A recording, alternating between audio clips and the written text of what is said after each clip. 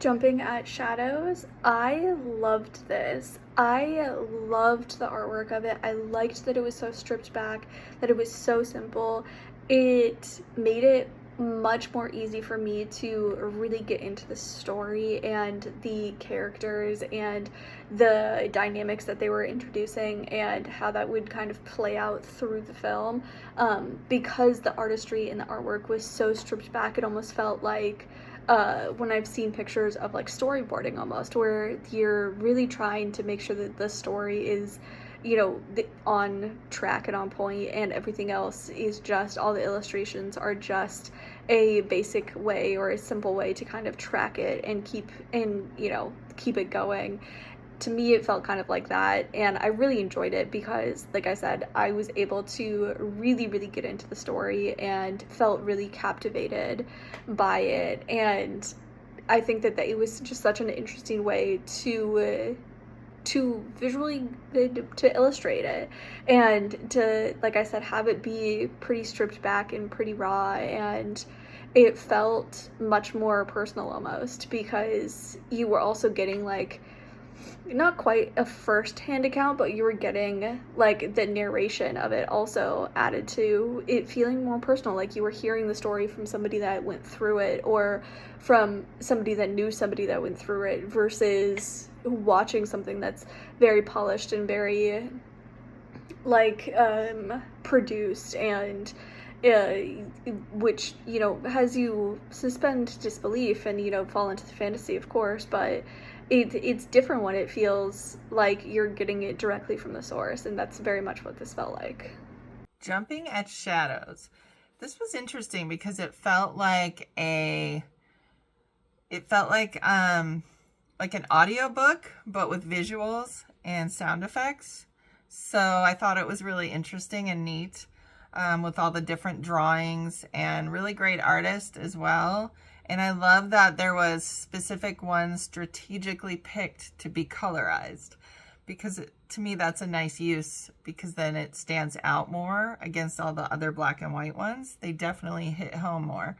Really great narration. I thought the tone was really set really well, especially with the music. I thought it created really good tension and tone.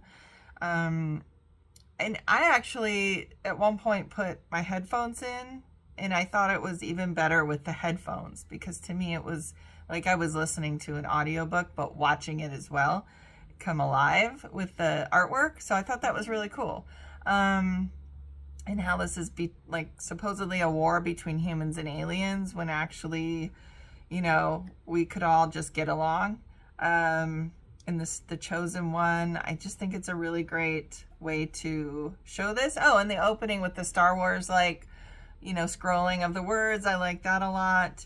And I thought there was some nice humor in the story and the writing. So yeah, great job all the way around, and really great end quote with the Bible quote. So great job, you guys. Jumping at Shadows really is an imaginative film.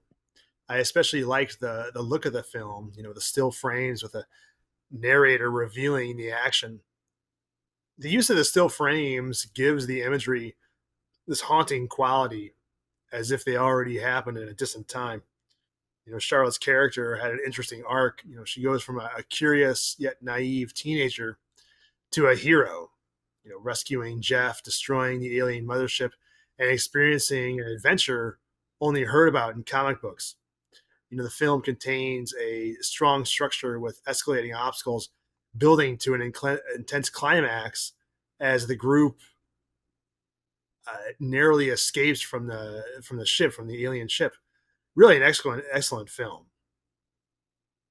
This is a very interesting story, but what I liked most about this film is that it's completely done in storyboard format. It's drawn and sketched by hand. I guess they could have done it by a computer program, but they've done it completely by hand. It's completely interesting. It's not something you very often see. If they're wanting to turn it into a full feature film, it's a good visual representation to send out to query. It's by saying they do have it ready in a visual format. It was just really interesting, and it's quite an interesting subject that there's one person chosen to bring the alien races and human races together. It's very interesting. There was a few colored pictures thrown in with it, but I've just never seen a film like this that was this length, that was completely done in storyboard format with a narrative, almost like listening to an audiobook throughout the whole thing. It was quite soothing.